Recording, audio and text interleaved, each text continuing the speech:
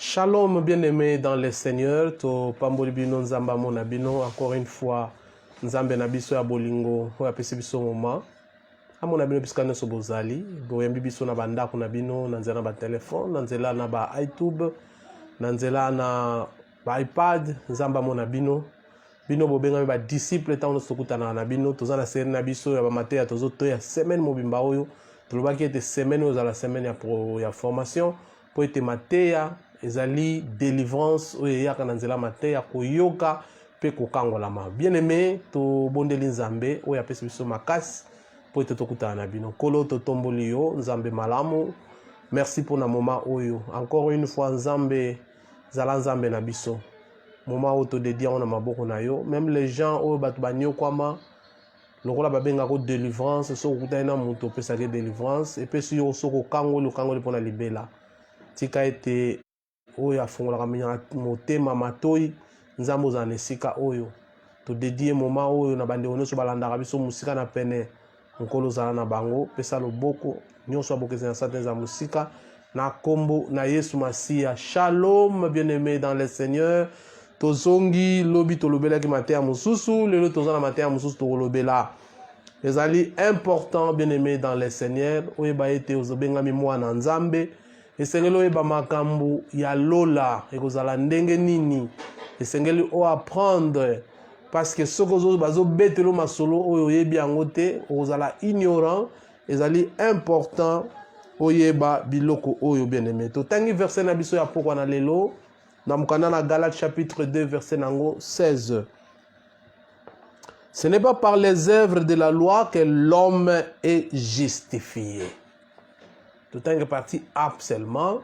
Ce n'est pas par les œuvres de la loi l'homme est justifié.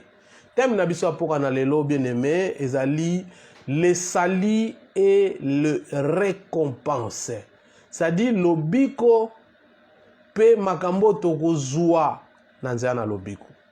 Mwana na nzambe nyonso en tant que un chrétien esengala yebana liboso soki abikisami po koyi komibenga maka chrétien mais oyebi te nini oyo ekomela o na vie. Bamisusu bayebaka pete ke soki sa abikisama soki pazalaka ndenge nini. Voilà pourquoi, bien-aimé dans le Seigneur, na mwa ba makambo tokutaki koleka baselema tokutaki kopesa totanga mwa makambo ebele et surtout toyaki kolobela lobi tolobelaki sur la parole de Dieu. Tolobaki pourquoi nous devons lire la parole de Dieu, parce que ma bomba mon nyonso eza na kati na parole de Dieu. Ezali important que to comprendre. Lelo toyekola le sali et des récompenses aux nzambe na biso akopesa. Nous voulons comprendre clairement, bien-aimés dans le Seigneur, que liloba na nzambe d'une manière dont nous sommes sauvés. Ndenge zoyebisa biso to bikisami ndenge nini clairement na nzela liloba na nzambe. Et puis to apprendre, bien-aimé, lisusu ba récompense nini obiso to kozwa lokola to bikisami. Parce que Christ alobi na biso na verset totanga, ce n'est pas par les œuvres de la foi que l'homme est justifié. C'est-à-dire bazo justifier mutu na musala suka. Sengeli mutu a comprendre sali ezali lobiko na lingala tobiki sami ya onde babengaka sali. Sali ezali makoki oka mutu apesa ngo eza kaka Yesu Masiya, bien-aimé. La lingaki, bien-aimé, na tuna question important ndengo zala na kati na mukili awa pe question ngo ezali penda personnellement ya yo moko, bien-aimé. Ndenge nini makambo ezotambola yo na nzambe. So tolobi toloba na ba terme clair, comment vont les choses entre toi et Dieu. So ko kotina nga, bien-aimé, na poser quelques questions pour comprendre, parce que mi benga chrétien. Est-ce que yo moko ko vanda lobi makambo na nga na nzambe ezotambola ndenge nini? Makambo na nga na nzambe eza ndenge nini? Na lolenge mususu ya oloba lelo so nakutani na nzambe facilement,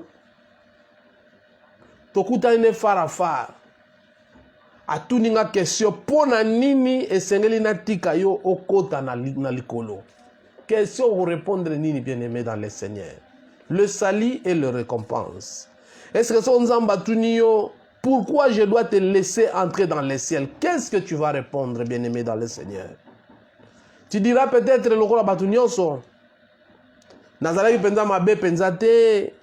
Nazalaki pe malamu penzate. Mais nakoki kokota. Nabalaki kokende na église. Nazalaki baptisé. Nabalaki kosala makambo ya malamu na baninga mususu. Ça sont des réponses peut-être qu'on peut se liboso na Nzambe.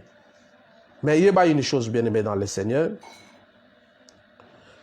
Bible zoloba na biso na mukanda na Galate kotanga. Na Galate chapitre 2 verset 16. Et le Bible, ce n'est pas par les œuvres de la loi que l'homme est justifié. Cela veut dire quoi? Cela veut dire au korepe koloba nazalaki oyo na botami peut-être ba parents na bazalaki ba chrétien.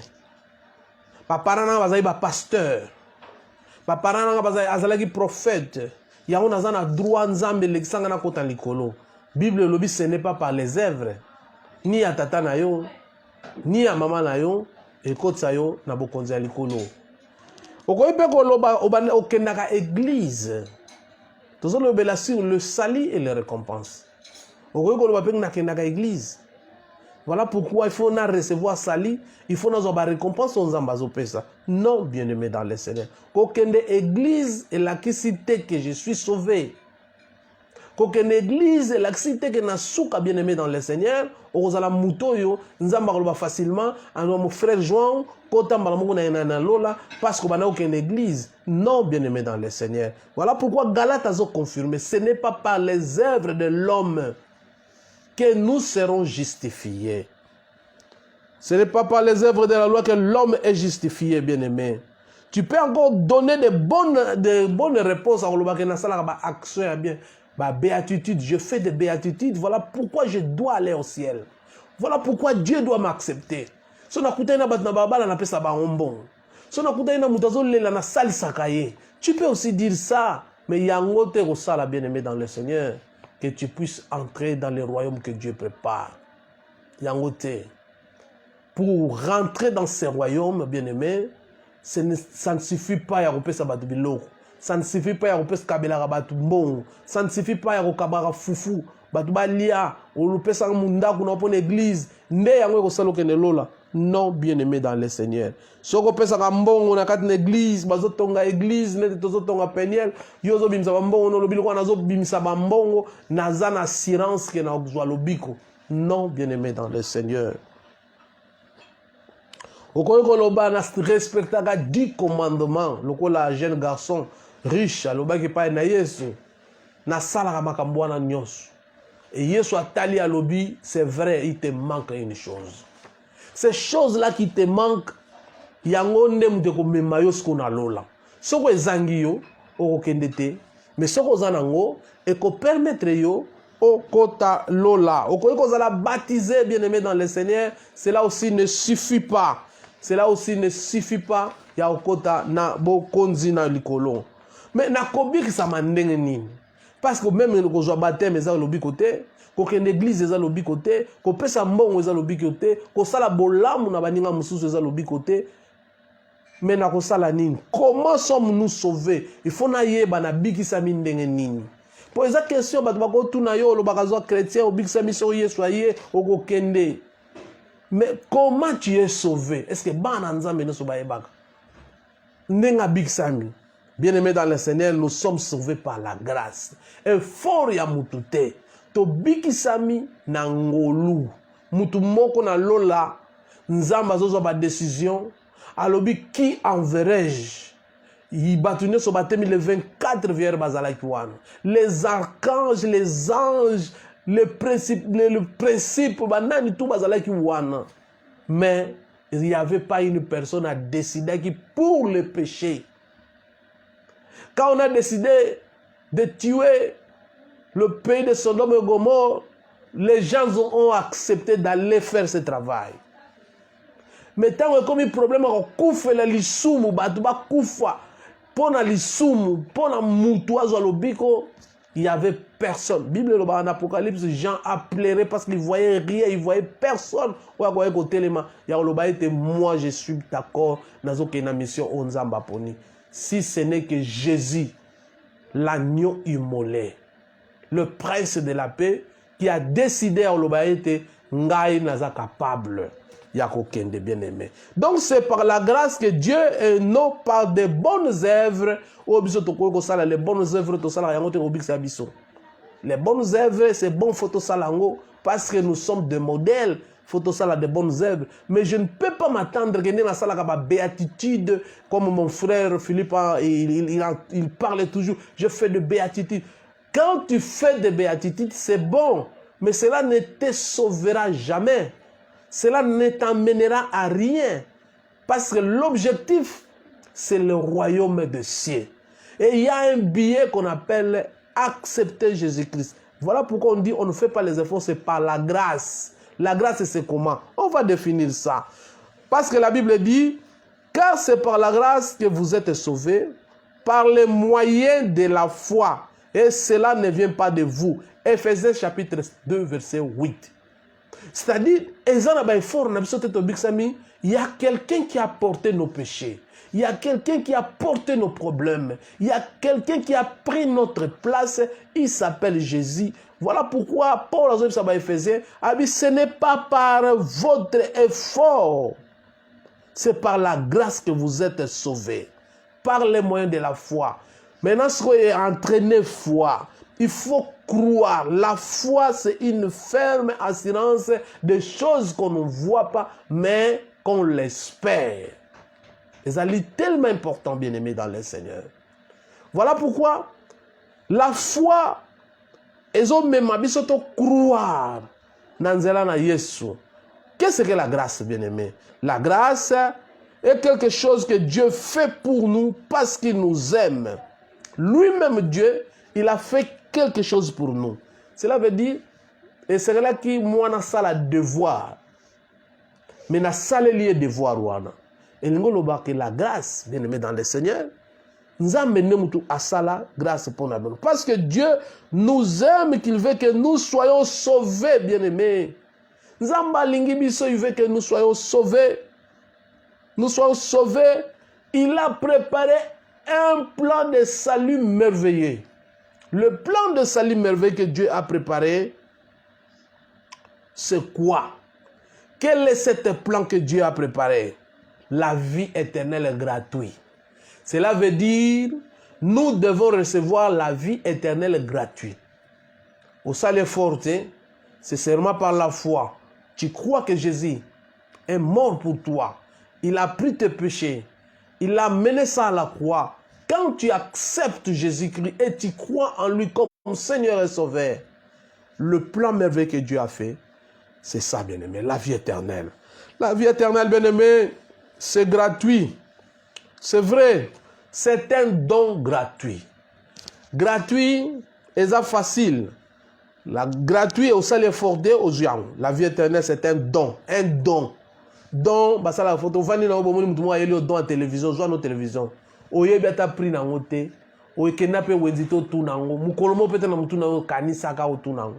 O komi wana ba kabeli yo. Don au salaire forte. Don au recevoir seulement. Sokolingi. Bien aimé, la vie éternelle dans le ciel est la chose la plus merveilleuse que quelqu'un puisse jamais, je dis, avoir. Cependant, selon la parole de Dieu, dans Romains chapitre 6, verset 23, la parole de Dieu, c'est un don gratuit. La parole de Dieu, c'est un don gratuit. Car le salaire du péché, c'est la mort. Mais le don gratuit de Dieu, c'est la vie éternelle en Jésus-Christ, notre Seigneur. C'est-à-dire, pour avoir ces dons est bon mis dans enveloppe moko. Enveloppe notre bengango Christ. Et ça, le bâtiment bon on a kati, mais enveloppe à zomemango. Donc, la vie éternelle, bien-aimé, pour en avoir, il faut rien que passer par Jésus-Christ. C'est lui le don gratuit. Oh, Nzamba pesi batu. La Bible dit, car Dieu a aimé le monde. Il l'a donné. C'est-à-dire, dans Jean chapitre 3, verset 16, nous devons comprendre que la vie éternelle est un don. Don, on a pesango et pas bateau. Jean a confirmé, Dieu a aimé et il a donné. Bien aimé, quand on aime, on donne. C'est ce que Dieu a fait. D'ailleurs, l'amour sans les épreuves, l'amour sans preuve, Dieu nous a prouvé son amour en donnant son Fils Jésus-Christ à la croix, afin que nous recevons la vie éternelle, bien-aimé. Combien de temps peux-tu prendre pour recevoir un cadeau? Est-ce que vous me l'avez inerté? Toi aussi, tu peux prendre le cadeau. Tu te demandes, bien-aimé dans le Seigneur, mais comment puis-je recevoir les dons de la vie éternelle? Tu te demandes, bien-aimé, comment est-ce que je vais recevoir ces dons comment? Comment je peux recevoir ces dons? Je sais maintenant que Dieu a donné un don, mais moi, comment est-ce que je peux recevoir les dons? Tu reçois les dons de la vie éternelle quand tu prends le Seigneur comme ton sauveur. Quand tu prends le Seigneur comme ton Seigneur et sauveur, automatiquement tu prends la vie éternelle, bien-aimé. La vie éternelle se trouve dans une personne, bien-aimé. Vie éternelle, dans 4 enveloppes. Enveloppe, mais vie éternelle. Il faut recevoir dans cette enveloppe. Quand tu reçois Christ dans ta vie, bien-aimé, tu as la vie éternelle. La vie éternelle, on le reçoit. Tant on dit, mais la Yesu Masia, lokola, mokonzi pe, mobiki si bien-aimé. Joyeux mokonzi na yo personnel, mokonzi na bino na église te. Mokonzi na bino na famille te. Mais joyeux lobi, Seigneur, je te reçois dans mon cœur comme un sauveur personnel nangayo abiki sangai. Personnel. Wana, tu as la vie éternelle, bien-aimé, dans le Seigneur. Et c'est important de comprendre que le Seigneur Jésus-Christ, quand tu le reçois, tu reçois la vie éternelle. C'est bon, parce que la Bible a confirmé, dans 1 Jean, chapitre 1, verset 11 à 12. Dieu nous a donné la vie éternelle et cette vie dans son Fils. Et cette vie est dans son Fils. Celui qui a la vie, celui qui a le Fils a la vie. Donc, Zambazo témoigner, ça c'est un témoignage que Jean fait dans le Banabiso. Dieu nous a donné la vie éternelle et cette vie est dans son Fils. Celui qui a le Fils a la vie. C'est-à-dire, quand je reçois Jésus, je le mets dans mon cœur, dans la vie éternelle. Nandimi Yesu dans la vie éternelle. Na bengi zala mokonzi na ngai. Po mokonzi liboso na bimisiye na lobaka biso toza ba propriétaire. J'ai cette possibilité de ça Satan au régner sur na vie na ngate lelo nazo changer mokonzi. Nazo yamba Yesu lokola mokonzi. Eloko nde Satan akoki ko kanga nyoso makoki ko loba na ngate na loba non et pas na ye. Naza na liberté na loba non na poni na mokonzi mususu. Na banda lelo na kosambela nzambe mususu na kosambela suyo satana te na koti na kata. Est-ce que tu peux pas le faire, bien aimé dans le Seigneur? Ya kozwa décision ya kokomisa Yesu mokonzi na kata na bomo inayo po vie ozala nango la vie éternelle, recevoir le salut otobengi la vie éternelle, c'est un don, bien aimé. Okoki koloba ezapena possible, bien aimé, pe certitude ya solo ke okende likolo soko ozana bomo inaseko. Bien-aimé dans le Seigneur, la certitude que tu vas aller au ciel, bien-aimé. Certainement, parce que tu as le Christ et tu as la vie éternelle. Tu sais que tu as la vie éternelle, bien-aimé, parce que Dieu le dit dans sa parole. Dans 1 Jean chapitre 5, verset 13. Je vous ai écrit ces choses, afin que vous sachiez que vous avez la vie éternelle, vous qui croyez au nom du Fils de Dieu, bien-aimé. Si tu crois au Fils de Dieu, mets dans ton cœur que Ozana bomo inaseko. Yo muto ndimelaka Yesu. Ko lutakate na bomo inaseko. Na ebite sokso Yesu abimi lelo na ozala. Akobenga na kelolo na komata. Quand tu crois pour aller au ciel bieza moko. Les alliés croire au Seigneur Jésus-Christ comme Seigneur et Sauveur. Quand tu crois aux ânes à certitude, makamsu est après. Mais la première chose, le premier pas au Seigneur au Sala, ndimela Yesu lokola mokonzi. Nakat na bomo inayo. Tant yo ndimela Yesu bien-aimé et ko sala malam. Wana sko nzambe tango retourna yo, azongeli question libosa lobi, pourquoi je dois te laisser entrer dans le ciel? Réponse est comme facile, bien-aimé. Okoyebisa nzambe. Vous répondrez parce que j'ai parce que Jésus-Christ est mon sauveur. Il est mort pour mes péchés. Ta parole dit que j'ai la vie éternelle. Voilà la réponse que vous pouvez Nzambe. Tant que Nzamba Philippe, est-ce que je peux te faire entrer au ciel? Donne-moi une raison qui prouve que Nzambe na l'exayo na likolo. La réponse est simple. Parce que tu as Jésus-Christ. Et quand tu crois au Seigneur Jésus-Christ, tu as la vie éternelle. Et la Bible te confirme que tu as la vie éternelle, bien-aimé dans le Seigneur. Et ça lit, se souvenir. Et Seigneur, le salut que moi j'ai reçu, c'est un cadeau. Un cadeau, bien-aimé, tu reçois la vie éternelle comme un don gratuit. Au foot, pour recevoir don gratuit.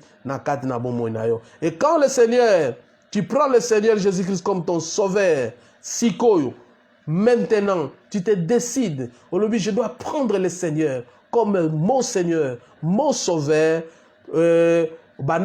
Penser ce qu'on a la récompense au joie. Comment est-ce que tu peux recevoir Christ? Christ va recevoir le salut, c'est un don.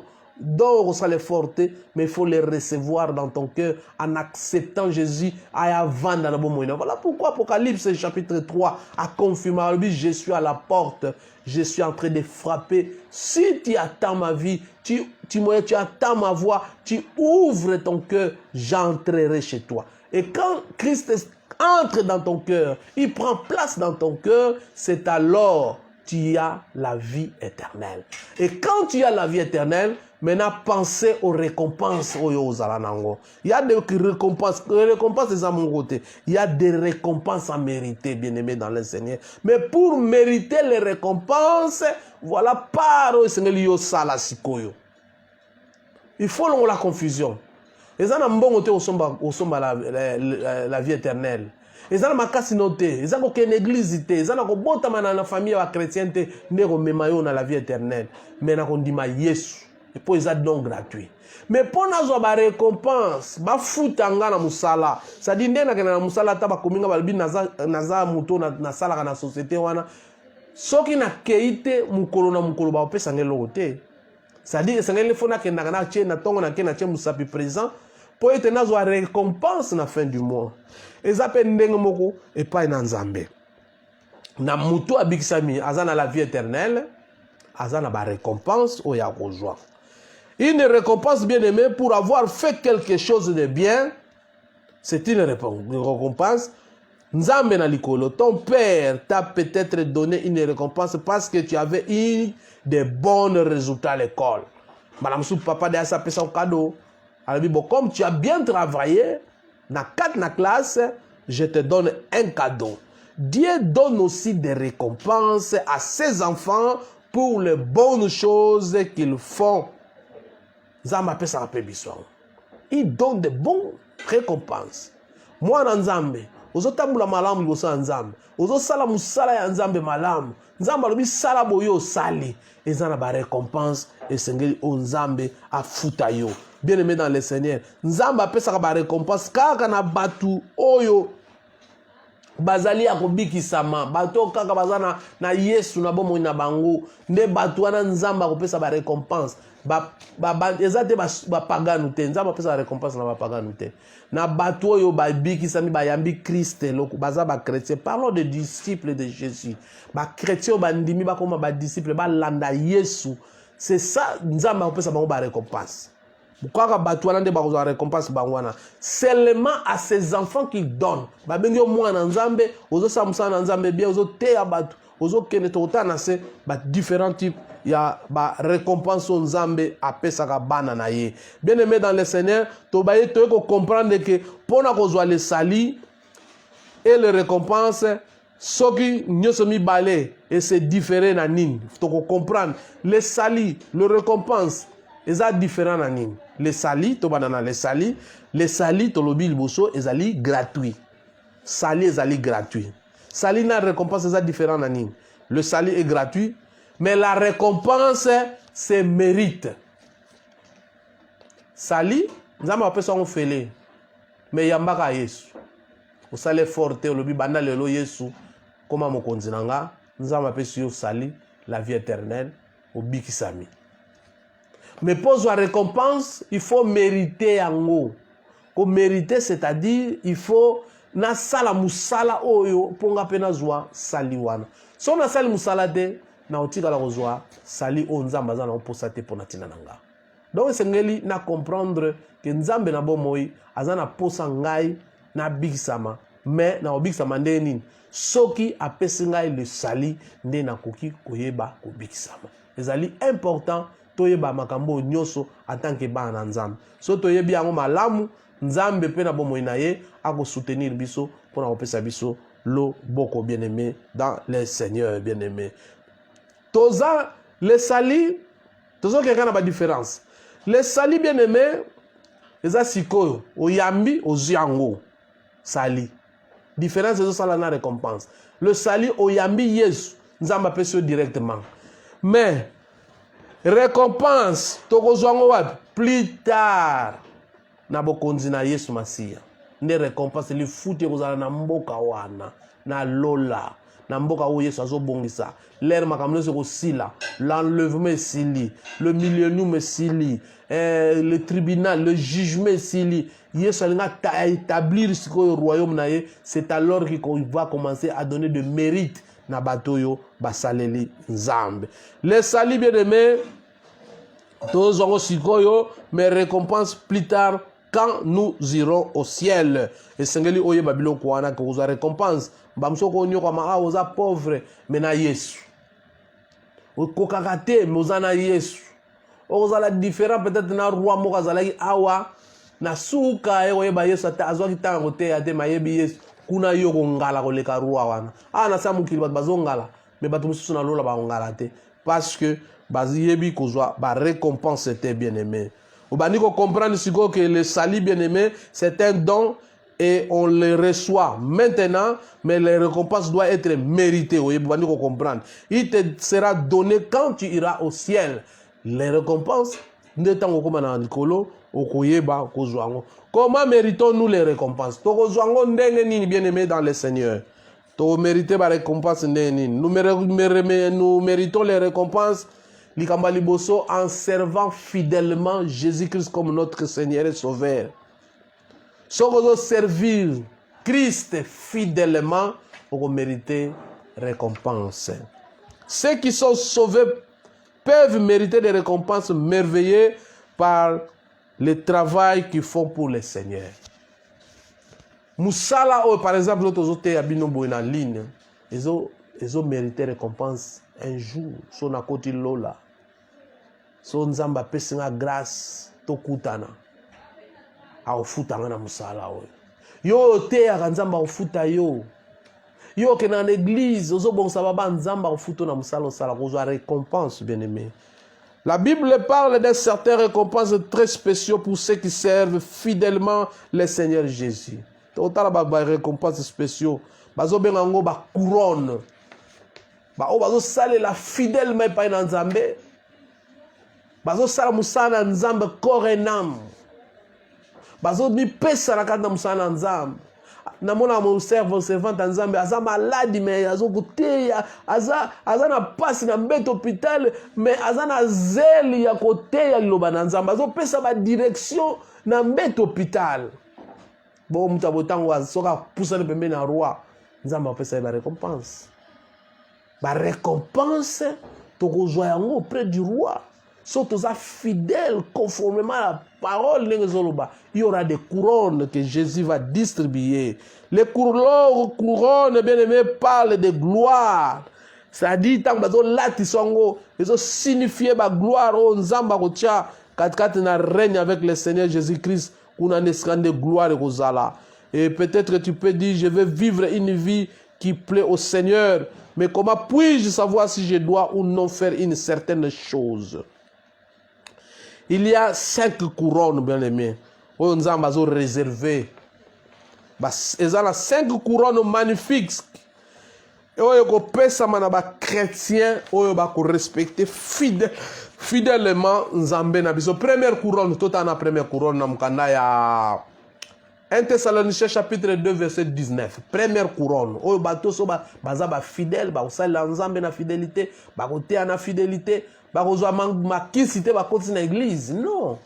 Ils sont fidèles. On parle de la fidélité à Dieu et non l'infidélité à Dieu. Et ces gens-là, bakozala toujours confiables par Nzambe. Première couronne, c'est la couronne de la joie. 1 Thessaloniciens chapitre 2, verset 19. Et lobby, pour ceux qui aiment, pour ceux qui amènent des personnes à Jésus, elle est parfois appelée à la couronne de sauveur d'âme. Bato bakote ya ba memanga batu na église, bato ba invitaka batu na église, ba memi ba am na église, bazo te po ba amba bongwama, nzamba kopesa bango couronne ba bengi la couronne de la joie. Couronne ya esengo. A mérité couronne ya esengo. Loko la Bible zoloba soki otei mutu moko abongoli mutema na lola fete esalaka, c'est-à-dire tango eza na fete eza na esengo. Donc moi na nzambe sala effort. On l'a ta couronne ya esengo. C'est facile. Mais mata deux personnes, mami mutu moko kaka oyo soko memi fete salami na lola. Mutu moko kaka soko bengi na nzana nzambe fete na lola. La couronne de la joie. Voilà couronne à liboso. Deuxième couronne, bien aimé, la couronne de la justice. 2 Timothée chapitre 4 verset 8. Pour ceux qui attendent et qui aiment le retour du Seigneur, bah recevez ni. Bato bazo zela. Pe bato bazo sepela ete yesu azonga, c'est-à-dire bazo milengela. Bato wana bakozwa couronne ya justice. Nzamba osala bango justice, bakomona justice pe olatisa bango bikoti ba couronne oyo signifier justice na bango bien-aimé dans le Seigneur. Est-ce que okoki ko eza ba biloko passe te bien-aimé? Pour comme ingénieur, il faut passer beaucoup de temps. Pour comme un docteur, n'en parlons même pas. Mais pour avoir ces couronnes, Bible zoba la couronne de la joie, eza pona bato bazo zela pe ba lingi yesu azonga, nzamba opesa bango couronne ya joie bien-aimé dans le Seigneur. Troisième couronne sengelo yeba, ezali couronne ya gloire. Na couronne ya gloire, 1 Pierre chapitre 5 verset 4 le dit, pour ceux qui enseignent, pour ceux qui enseignent et qui prêchent fidèlement les paroles. On va nous enseigner. On va prêcher, mais prêche fidèlement. Fidèlement signifie quoi? Que l'on la iotate ya Bible. Qu'on remplace makulubananza mette pour na ba intérêt na yo. Il y a des pasteurs aujourd'hui, lobi ba sutuka. Bazalaki ba grand prophète du monde. Bazalaki na ba grande église. Mais au fur et à mesure, au fur et à mesure, ils ont transformé, vérité, ils ont amené le peuple de Dieu, bien aimé, au raté couronne de la gloire. Au raté couronne de la gloire. Bible, côté à Sangomalamu, na fidélité, bako briller, bako joie gloire. Quatrième couronne, Seigneur Yeba bien-aimé, ezali la couronne incorrectible. La couronne incorrectible, c'est dans 1 Corinthiens chapitre 9, verset 25. Pour ceux qui auront couru une bonne course dans la vie chrétienne. Bien-aimé, la vie chrétienne, c'est une course. Mais il faut courir une bonne course. C'est-à-dire aux na duplicité, c'est-à-dire aux na makamanyoka nyoka te, aux courir na objectif ya kuzana la vie éternelle. Aux courir vers l'objectif okutana Yesu. Voilà courir une bonne course ya ngwana. Aux courir, aux éliminer biloko yo et kangaka yo na nzela aux tika aux kwesa na nzela pour que tant on comme na ligne d'arrivée na kutana nkolo na makamba kanda te, na kutana kolo na muyibi te, na kutana kolo na kindumba te, na kindoki te, na kutana kolo lokola mwana na nzambe. Ça c'est ça, wana nzamba kopesa yo couronne incorrectible, bien aimé. Couronne ebuka na gate, couronne ekufaka te, ezalaka simple, eza couronne oyo eza na matériel oyo ya oto mona gate, eza na matériel msusu nzambe asale. Et dernier couronne o nzamba opesa batu na bao bakolonga na batu oyo bakozala fidèle pour ba mériter ba couronne wana, ezali la couronne de vie. La couronne de vie est dans Apocalypse chapitre 2, verset 17. Et le Bible, pour ceux qui souffrent pour le nom du Seigneur, spécialement ceux qui donnent leur vie pour lui, nous réservons la vie éternelle. Et faisant confiance à Jésus, Christ comme notre Sauveur, nous recevons la couronne de vie en étant fidèles. Ma communauté sera fidèle, bien-aimé. Mais mutu azo nyoko mapona komona Yesu Masia. Bazo tuka e bandoki bazo lande na butu bazo ko finga ye mutu wana. O azo sala mandeng wana Nzambe akopesa ye couronne de vie. Bien-aimé dans le Seigneur, on peut recevoir, il y a 5 couronnes. On Nzambe azo recevoir na bao la fidèle. Nzambe pa ko pesa tous les couronnes. Soko terre Nzambe pesa couronne. Soki on ndimie te ba beta ko pe ba sete pona yeso ko couronne. Mais soko za pe fidèle na loba Nzambe ko couronne, bien-aimé. Et comme la mission ni so tozo vivre pour le Seigneur, faut yeba bloko wana. So tozo servir Seigneur Jésus toko joie ba couronne. Na bato bazo servir Christ te ba ozwa nini, ba ozwa aucune récompense. Bato wana ba okeli felo. Na li felo ba pesa récompense ni ba pesa. Kune zaka ko zika na ko lela. Bato ba boyi Yesu ba ozana récompense ata moko te bien-aimé. Au lieu de cela, nous serons hontés. Te, na ngana bonsa eloko moko. Na bato ba boyi ko servir Jésus. Mais baza ba chrétien. Basala eloko moko te pona Yesu. Bamba lobi lokwa biso to yambi Yesu ekoki na ngwana. Ete Yesu abaki l'essentiel les ana big sama. Okozala honte parce que mokolo wana mutu no so couronne kanisa le DJE biso tembe na foi ezala so bazo benga examen yo siko ozwa te. Soni oyo koyoka. Ozano chrétien koti lola na soni. Nzoka soni eza su ya bana Nzambe te bien. Soni eza su ya bana Nzambe te. Mais siko yo koti lola ozo briller te. Bien aimé, tant qu'on a mwana Nzambe, banda ko servir, luke loko serva Nzambe. Ko servir Nzambe zaka ko za pasteur te. Ko servir Nzambe zaka ko te ya te, okoki pe ko servir Nzambe na mamisolo na yo. Okoki pe ko servir Nzambe na ba ide na yo. Okoki pe ko servir Nzambe na nzoto na yo. Par exemple, tozo tonga temple, okoki pe ko keno ko sala musala, ko mema brique, ko mema zelo. Nous sommes allés servir l'Éternel. Et ça, nous avons besoin de service, il y a prédit, il y a évangélisation, il y a pastorat, il y a ministère. Mais peut-être que nous avons besoin de ministère. Il y a besoin de conseiller dans l'église. Il y a besoin de trésorier dans l'église. Il y a besoin de présider dans la réunion. Donc, au servir Nzambe, Lucas bien-aimé dans le Seigneur, parce que tu es un chrétien. Lucas, qu'est-ce que je dois faire pour servir l'Éternel bien-aimé dans le Seigneur? Et c'est ce que vous comprenez, une fois, tu as mis Jésus comme Seigneur et Sauveur, le Seigneur te quelque chose pour te recevoir ma couronne. Nous devons regarder ce que Dieu a dit dans la Bible. Par exemple, Dieu nous a dit que nous devrions ni maudire, ni mentir, ni voler, ni avoir de la rancune dans notre cœur pour quelqu'un. Nous savons donc que nous ne devrions pas faire ces choses. Et pour ce qui n'est pas mentionné dans la Bible, bien aimé, dans ce cas, nous devrions nous demander, je suis Jésus. Aimerait-il devoir faire cela? Si tu penses que Nzambe alingo salayango, salayango. Mais Nzambe alingi to la sincère juste pour to sala makambo ye alingi. Parce que azanani, azali papa na biso alikolo, azama lam, c'est un bon père. Alingi te biso to zanga ba récompense. Alingi tango yambi Yesu, banda pe ko sala musala pour être ozala katna ba récompense. Parce que Nzambe na biso azatan que bon papa abeta rapé. Moi na tena ndako so mona sala mabe obeti pour bomete me obeti pour corriger ye. Ya mu konda na Nzambe zo loba na Hébreux chapitre 12 que le Seigneur châtie celui qui l'aime. Ce qu'on a besoin de faire, c'est et là, comme ce Seigneur oyeba bien aimé, que ba Christ tout juger. Il y aura un jugement pour les chrétiens. Jugement on est pour te condamner.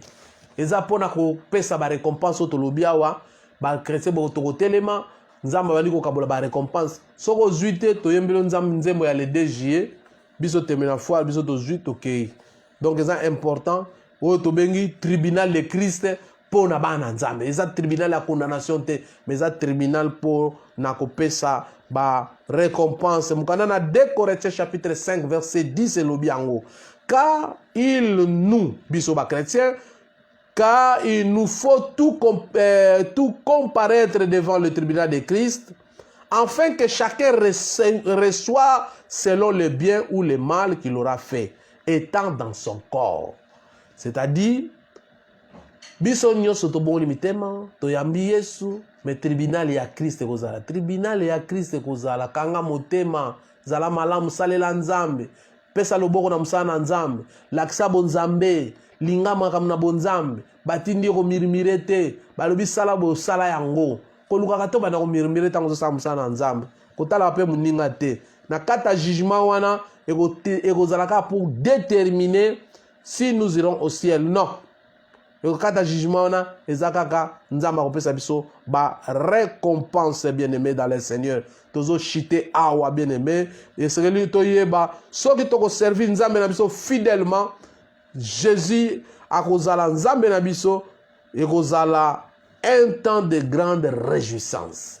Po mukolo ngo eza mukolo asuka o nzamba kopesa biso ba makabo o nyos toza nango besoin ba récompense merveilleux o ya kopesa. Soki toko vivre ba plaisir ya mokili en tant que chrétien le bike na vivre na osana ngai tena bana osana makaka mokili Seigneur Jésus osala nini akoyoka yo soni mukolo wana parce que yo kozoka soni pote abatu ozoka soni yepe mukolo wana akoyoko soni mukolo akokabola ba récompense seulement une vie à vivre bientôt il passera seulement ce qui aura été fait pour Christ durera.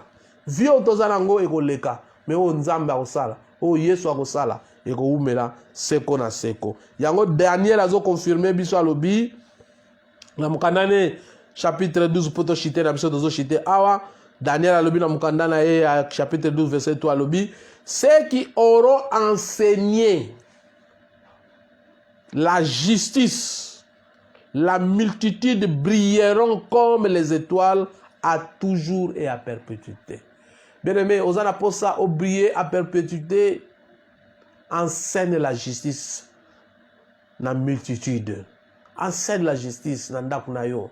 Enseigne la justice na ba foyer. Enseigne la justice na hôpital, c'est-à-dire proclamer la bonne nouvelle de Jésus-Christ. Na bato ba yebi yangote, ba yeba loba na nzambe, ba mema na loba na nzambe. Nzambe na biso amona bino, partagez vidéo bien-aimé. Toza na Facebook Major Cadet, toza na canal YouTube, toza na ngo ezali canal Peniel TV, bo s'abonner bebele, bo pesa baninga ba invitation, bo inviter, bo kota, bo partager ma vidéo, un pouce et bozala pesa la biso bien, to yebi ke bozo landa biso, pesa la biso un pouce, ato koti 1 minute, pesa biso un pouce pour te continuer ko vivre ya ko yeba ko teya maloba na nzambe. Nzambe na biso amona bino, to kangi misu na biso